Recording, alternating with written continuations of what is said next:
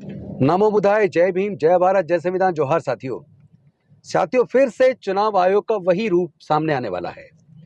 अभी अभी सूचना मिली है कि बिहार में चुनाव आयोग ने एक आदेश जारी किया है, एकदम चुनाव से सही 3 महीने पहले।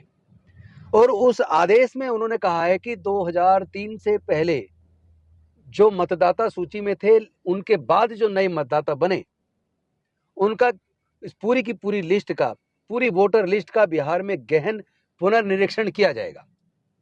अब उसमें आप जानते हैं बिहार के अंदर बार बार हर साल बाढ़ आती है। कितने लोगों के दस्तावेज बाढ़ में बह जाते हैं। जो लोग झुग्गी के अंदर रह रहे हैं, जिनके पास अपना रिहाइश का कोई डॉक्यूमेंट्री प्रूफ नहीं है, वो प्रूफ कैसे देंगे? जो पढ़े लिखे नहीं है, अनपढ़ हैं, जिन्होंने जन्म प्रमाण पत्र नहीं बनवाया, कोई मैट्रिक सर्टिफिकेट नहीं है, वो कहां से देंगे? कहीं ऐसा तो नहीं है कि इलेक्शन कमीशन एनडीए के इशारे पर बिहार के चुनाव में फिर उसी तरह का खेल, जिस तरह का खेल पिछले कई दिनों में कई राज्यों में उन्होंने खेला, और अब सेम उसी तरह का खेल बिहार में वो खेलने वाले हैं। और वो भी चुनाव से सही 3 महीने पहले, और 1 महीने के अंदर पुनर्निरीक्षण का काम पूरा करना। क्या 1 महीने के अंदर यह काम पूरा हो पाएगा?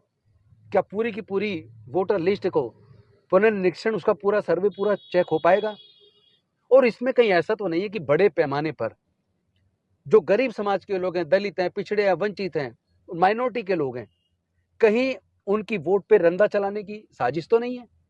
क्योंकि हमने चुनाव में खुद हमने अपने चुनाव क्षेत्र में देखा, दिल्ली के चुनाव में भी देखा, हजारों हजार लोगों के एक ही कॉन्स्टिट्यूएंसी में लिस्ट से नाम गायब है, जबकि वो लोग अपने घर पे रह रहे हैं। अब जब आप लिस्ट बना देते हैं, लिस्ट को डिस्प्ले करते हैं और कहते हैं लोग अपनी लिस्ट जांच कर लें, तो आजकल जो आम गरीब आदमी है, उसको इतना नहीं पता होता कि वो चुनाव से पहले पूरी लिस्ट को जांच ले, कहीं उसका नाम कट तो नहीं गया है। वो तो ये सोचता है मैं वोटर हूं, मैंने पिछली बार भी वोट डाला था। वोट वाले दिन वो जाके ढूंढता है मेरी वोट, और वहां उसको पता चलता है उसकी स्लिप ही नहीं, उसका तो वोट ही कट चुका है।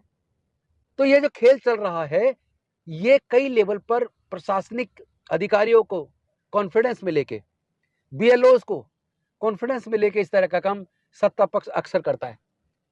वो जानता है किसका वोट काटना है, कहां पे कटेगा, कैसे कटेगा। तो कहीं ये पूरा का पूरा खेल बिहार के चुनाव में एनडीए को जिताने के लिए तो नहीं हो रहा है? जागो साथियों, जागो। चुनाव आयोग अब निष्पक्ष नहीं रहा है, उसकी पूरी तरीके से पारदर्शिता तार तार हो चुकी है। पूरा देश देख रहा है किस तरह महाराष्ट्र के चुनाव में, पिछले लोकसभा चुनाव से 2024 के लोकसभा चुनाव तक 5 साल के अंदर केवल 32 लाख नए वोटर बने, लेकिन लोकसभा का चुनाव खत्म होने के बाद विधानसभा का चुनाव आने तक केवल 5 महीने के अंदर 39 लाख के करीब नए वोटर बने। पूरा खेल हो गया। यहां तक कि जो मुख्यमंत्री हैं देवेंद्र फडणवीस, उनकी खुद की अकेले की विधानसभा में 22-23 हजार नए वोटर बने, और जबकि उससे पिछले 5 साल में कितने बने? इतना भयंकर गैप। ये सब खेल चल क्या रहा है? क्या election commission Bharatiya Janata party के लिए टूल बन गया है? क्या इलेक्शन कमीशन को अपनी साख की कोई चिंता नहीं है? क्या देश में डेमोक्रेसी के लिए पूरी तरीके से खतरा पैदा हो गया है, और खतरा भी पैदा इलेक्शन कमीशन की तरफ से हो रहा है? ये सवाल देश की जनता के सामने है, और अभी फिलहाल बिहार की जनता के सामने, क्योंकि बिहार से तो रोजगार की तलाश में या शिक्षा के लिए पहले ही बिहार से बाहर अनेकों प्रदेशों में बाहर लोग गए हुए, जो बाहर रह रहे हैं। तो कहीं ऐसे में उनका सबका वोट तो नहीं कट जाएगा? तो ये कई सारे सवाल हैं कि 1 महीने के अंदर कैसे ये पुनर्निरीक्षण का काम शुरू होगा।